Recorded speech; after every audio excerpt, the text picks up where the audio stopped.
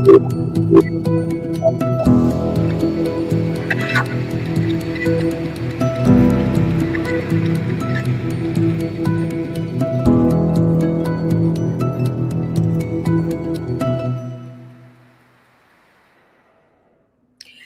and a warm welcome to HW News Network, your one-stop show, truth be told, for some engaging and thought-provoking conversations.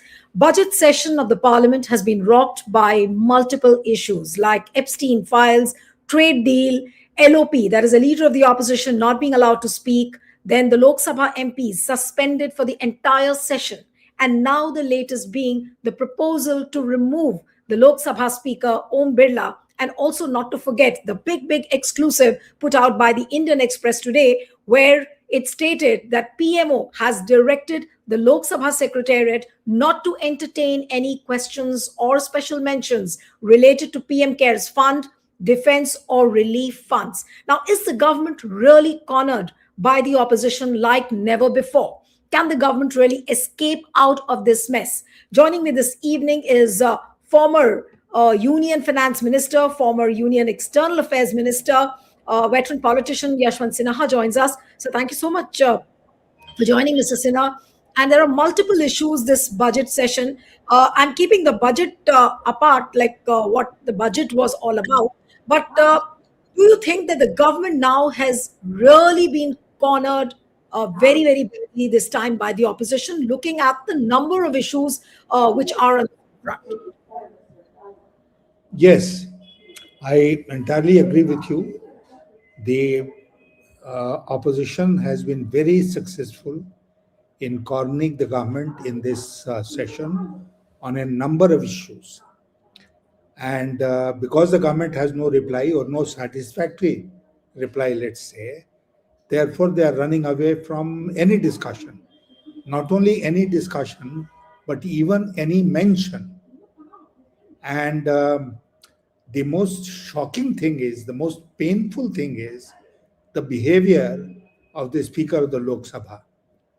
The manner in which he has behaved, the partisanship that he has shown, does not do any credit to the high office that he holds. And that has further aggravated the situation. If the Speaker had been fair, he would have treated both sides even-handedly. Then there was some hope. But here we have a Speaker who, when he turns his head towards the opposition benches, there is a sour look on his face. And when he turns his head towards the treasury benches, you can notice a smile.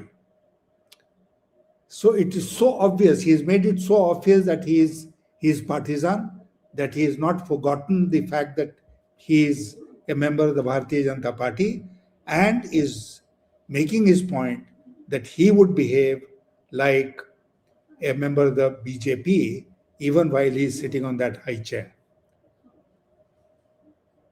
Mr. Sinha, now let me begin with issues one by one. I'll begin with Epstein files. Now, there are lots of revelations happening. There is a union minister, Mr. Hardeep Puri, whose name has figured, and he's not able to explain. He said that he was on a professional assignment with Jeffrey Epstein, but then there was another episode where he was trying to arrange a visa for a girl who was sent specially by Jeffrey Epstein. Now, no answers we have got except for MEA saying, and even Prime Minister's name figured in the Epstein files, not with any sexual connotation, but yes, how Steve Bannon used Jeffrey Epstein to meet Prime Minister Modi. Now, all these revelations which are happening, do you think that the government is really going to ever answer on this, except for that one MEA statement which came out, which said that the only thing official about all this is that Prime Minister did go to Israel, but the rest of the stories coming out are trash ruminations. Now, what would you say to this kind of an explanation coming from the MEA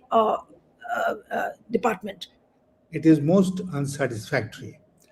You are aware of the fact that various governments around the world whose members have been involved in or have been mentioned in Epstein files, they have started inquiries. In UK, there have been resignations, but an inquiry is called for, And by not ordering an inquiry, the government is clearly a suspect. Why aren't they ordering an inquiry? They are not ordering an inquiry because they have something to hide. And the country has the right to know the truth. So, therefore, here the government is clearly in the wrong, and any sensible person would say that the revelations in the Epstein files relating to India, relating to Hardeep Puri, relating to the Prime Minister, should be inquired into. Doodh ka doodh, pani ka pani. No, Let but the who's going to inquire? Who's going to inquire? Yeah, that's a very major question. I mean, the only reasonable, I mean, nothing is reasonable in India today or above suspicion. But I would say that perhaps a sitting judge of the Supreme Court should constitute a commission of inquiry under the Commissions of Inquiry Act, and it should be inquired into by him. No, but for that also the Supreme Court will have to initiate, will take the initiative of for constituting this kind of a committee which is going to look into Epstein files. Do you think that the court really has the audacity in today's times to take up an issue like this? Forget Epstein files. Look at what's happening to PM Cares Fund. Today, PMO has given a direction to the Lok Sabha Secretariat that you should not entertain any questions related to PM Cares Fund, defense, and the relief funds. That shows the extent to which our democratic institutions have been compromised by this government.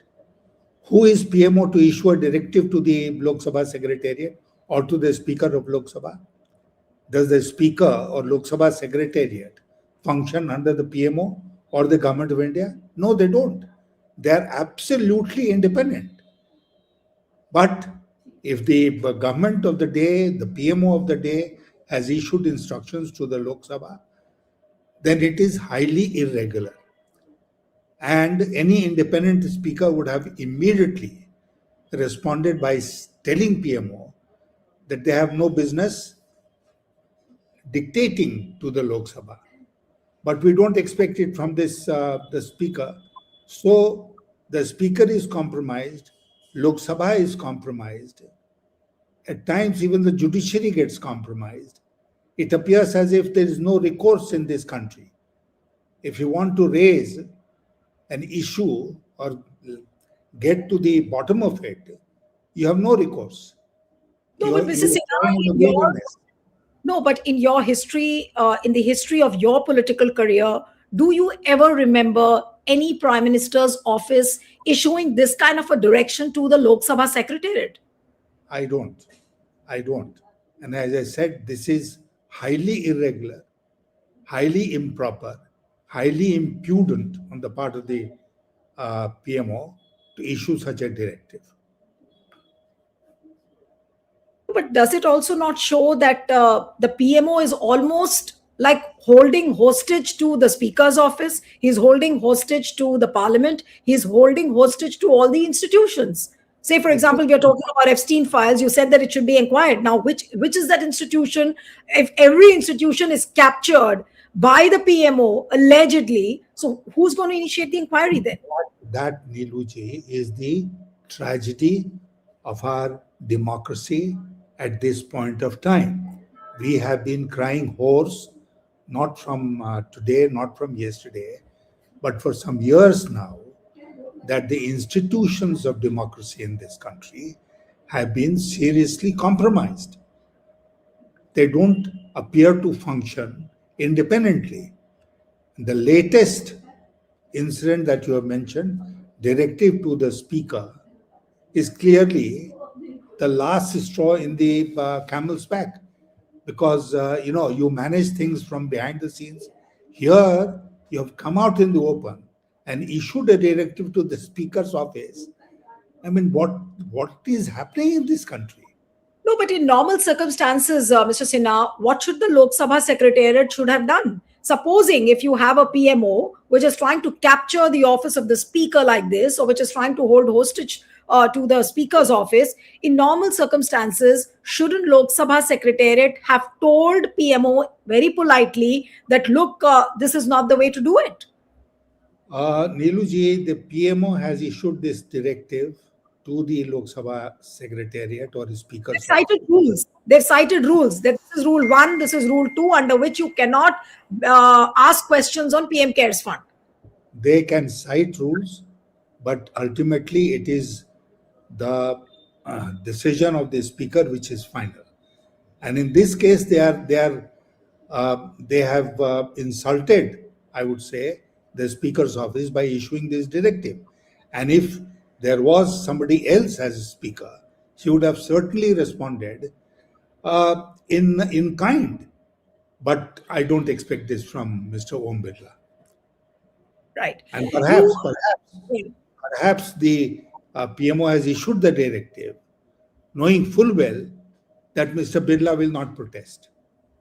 absolutely, and probably that's the reason exactly why the India bloc leaders and the entire opposition is mulling a motion of removal against Om Birla. We'll come to that later.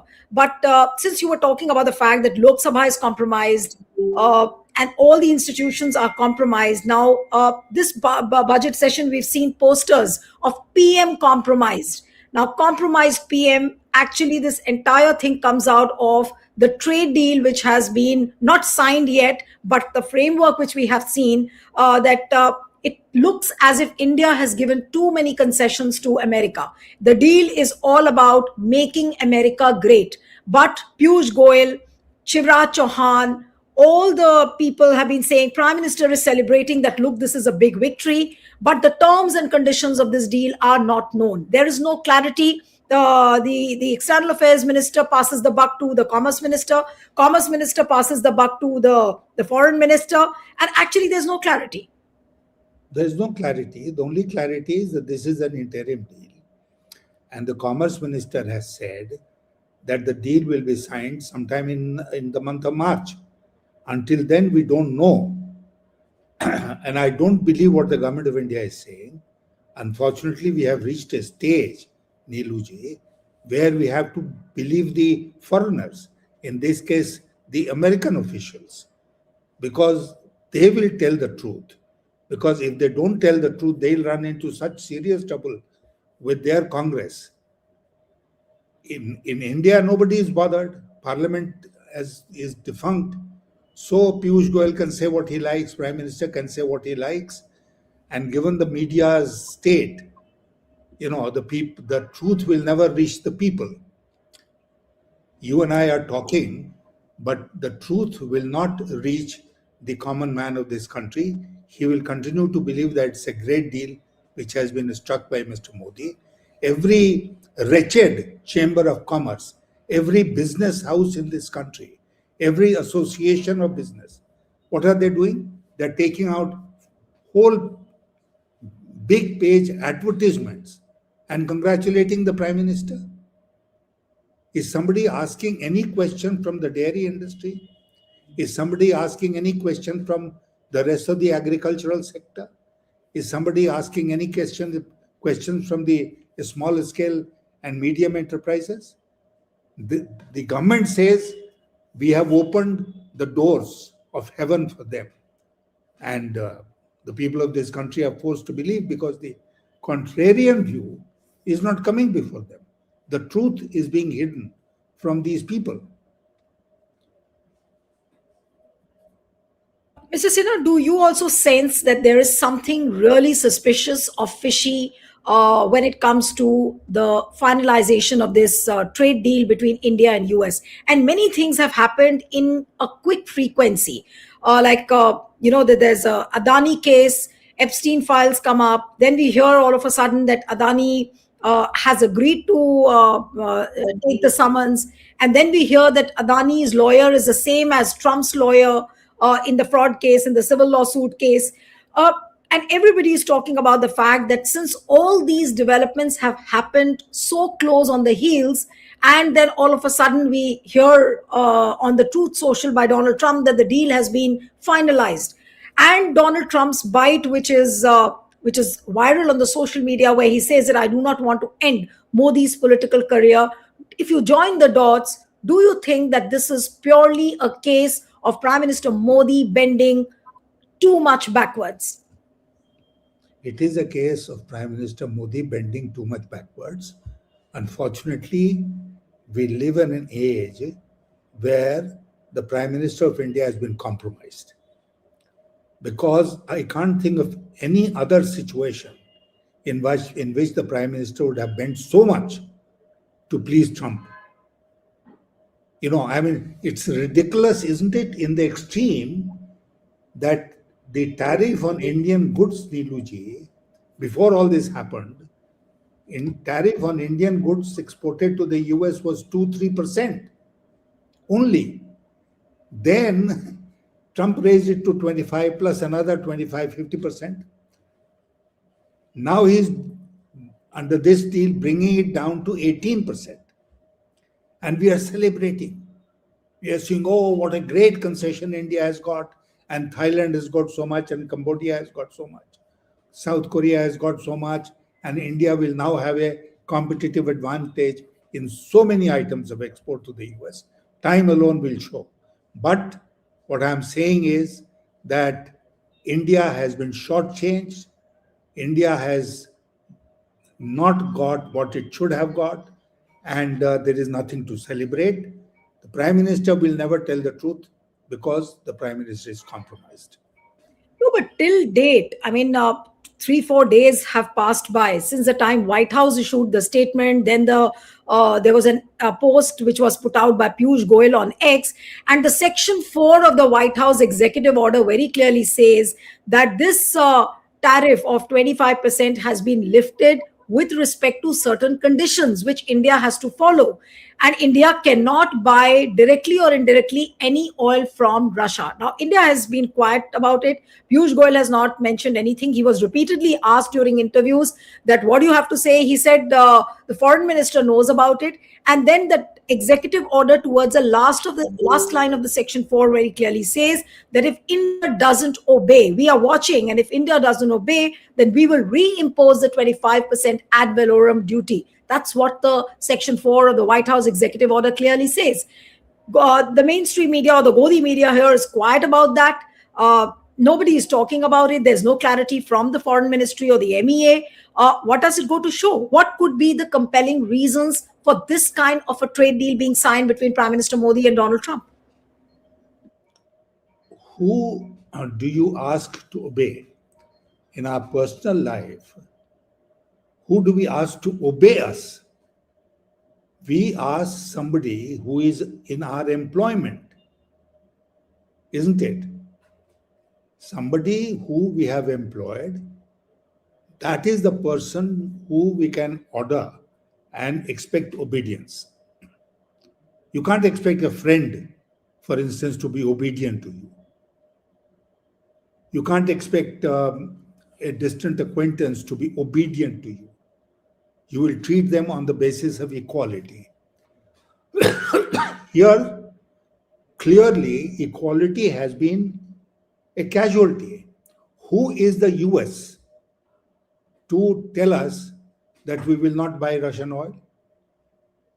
And we are decreasing our imports of Russian oil, which shows that it's a direct attack on our sovereignty.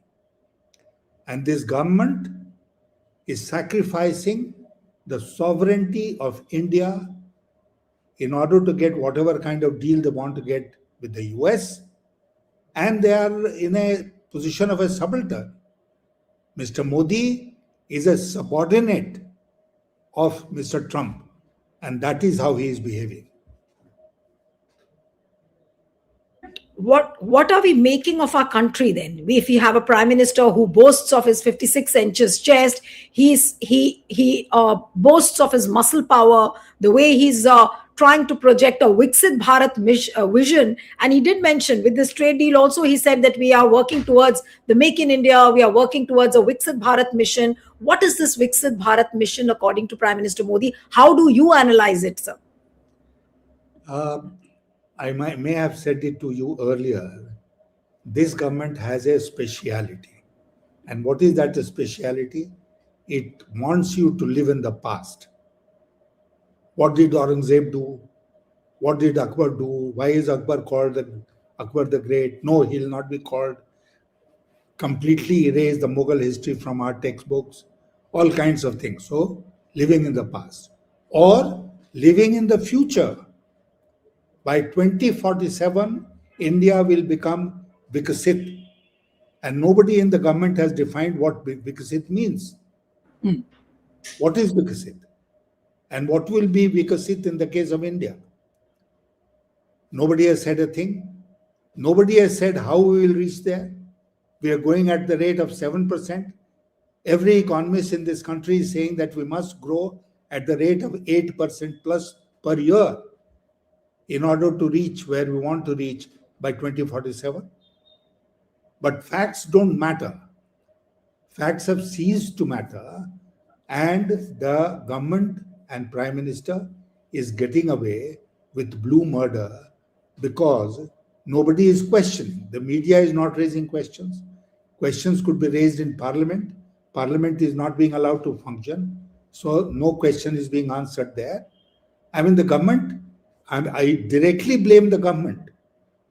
From the time we've had a parliamentary system under our constitution, Neelu ji, everyone agrees that it is the responsibility and the duty of the government of the day to ensure that parliament runs. Mr. Vajpayee belonged to the BJP. I can give any number of instances of the respect in which he held parliament. And if there was any disruption in parliamentary proceedings, he would instruct us to talk to the opposition, find out what their grievance was, and settle the grievance with the help of the speaker if necessary. Are they talking to the opposition?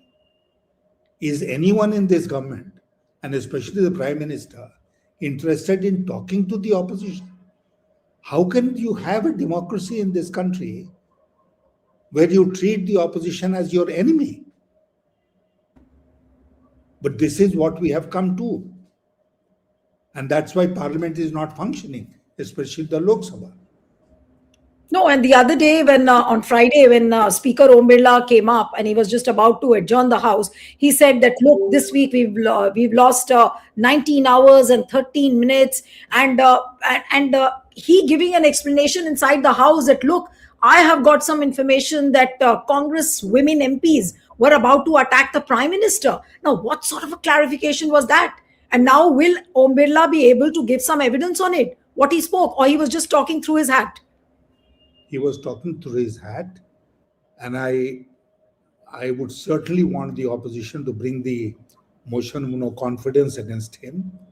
It may not be carried in the House, but it will have some salutary impact, I hope, on Mr. Birla's mindset.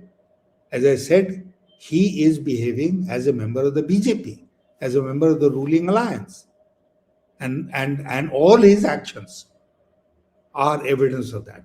They confirm it by the minute that he is not impartial. And he also is not interested in the functioning of Lok Sabha. No, but Mr. Sinha, do you think that this no confidence motion or the motion of removal is really going to have an impact on the conduct of the Speaker? Do you think? Well, it should have some impact. He'll be one of those rare speakers against whom a brief motion of no confidence will be brought. It may not be carried, but it should have, if he has any sense in his mind, it should have an impact on his behavior. Prime Minister Modi, often we've seen, sermonizing on that India is a mother of democracy. He has great respect for parliamentary principles, parliamentary procedures. He often says that. And in his speech in the Rajya Sabha also, he mentioned all of this. What does it go to show when you see these string of events happening? What does Prime Minister actually mean? And does he think that people cannot see what the reality is? Or he feels assured that, no, whatever I say Godi media is going to carry it. So that's going to be the ultimate message which the people will absorb. I was telling a friend in Ahmedabad the other day that if Mr. Modi bows to a book, touches his head on the steps of a building, then be absolutely sure that he is going to destroy it.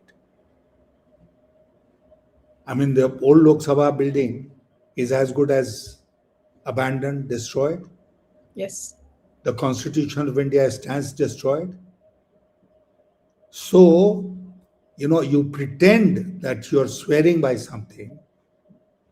Internally, you don't believe it. You know that you are feigning, you're pretending. And that's, Mr. Modi is past master is in doing that. So he'll make those noises to impress the people, but the truth is completely contrary to it. There was one question, sir, which I had in mind, and I thought I'll surely ask you when we are live. And that is that since the PM is compromised, looks compromised, everything it seems is now driven by White House. Whatever Trump says, we agree to do that. Now, this yes Trump attitude of the Indian government, what is going to be the impact on the BJP as a party? Do you sense that there could be some rebellion within the party? I'm sure everybody would not be having the same compulsions as Prime Minister Modi, because people say that Modi is trying to save Adani. Modi is scared of probably his name coming in the Epstein files, though for anything of that sort, we don't have the evidence yet, except for random mentioning of his name, which has appeared so far. What is going to be the impact on the BJP as a party? The BJP, I don't think anything is going to happen within the BJP. I don't think anybody has the courage to stand up to Mr. Modi and tell him what is right and what is wrong.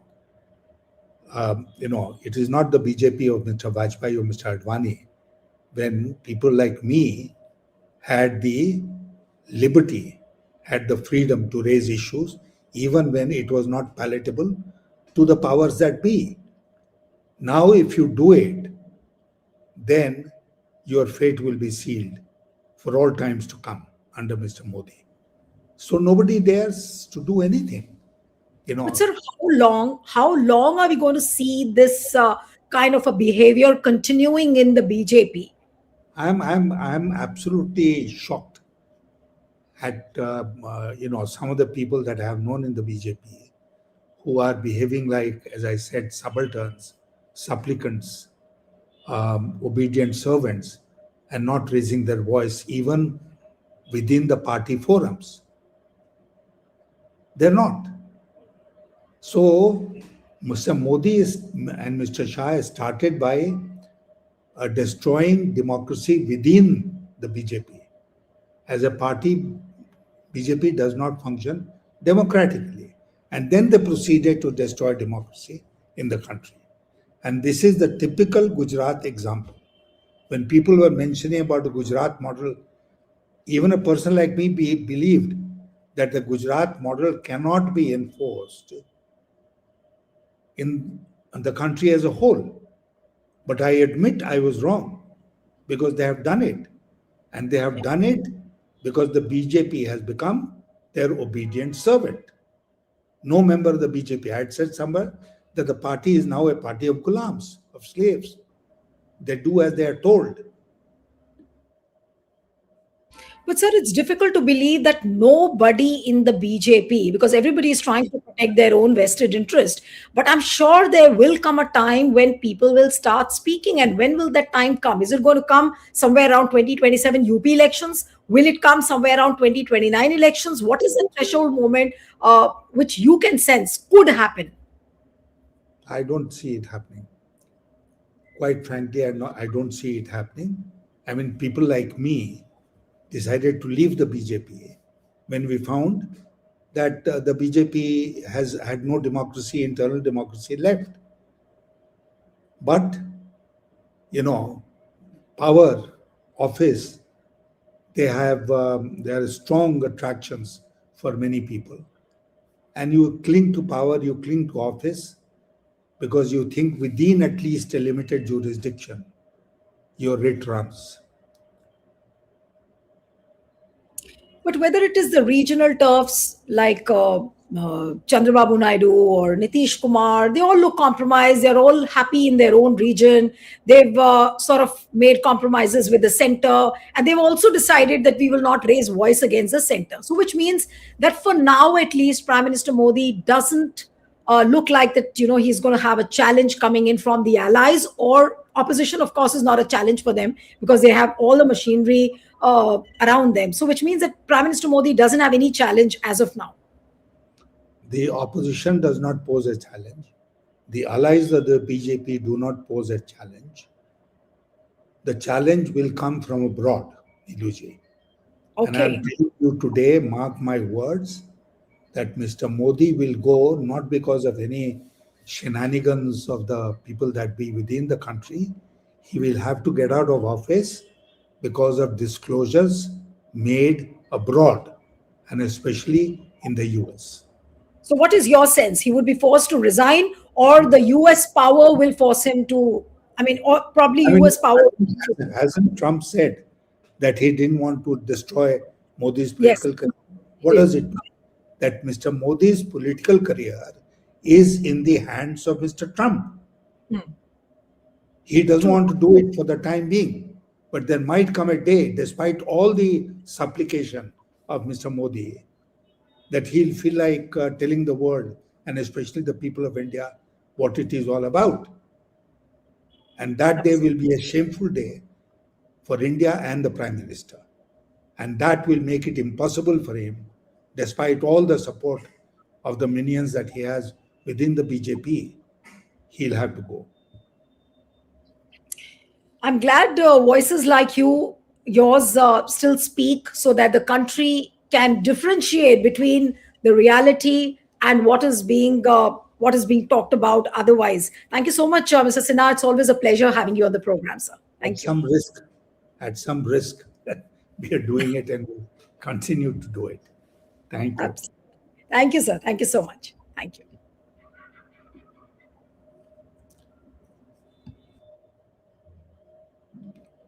चलिए ये तो हो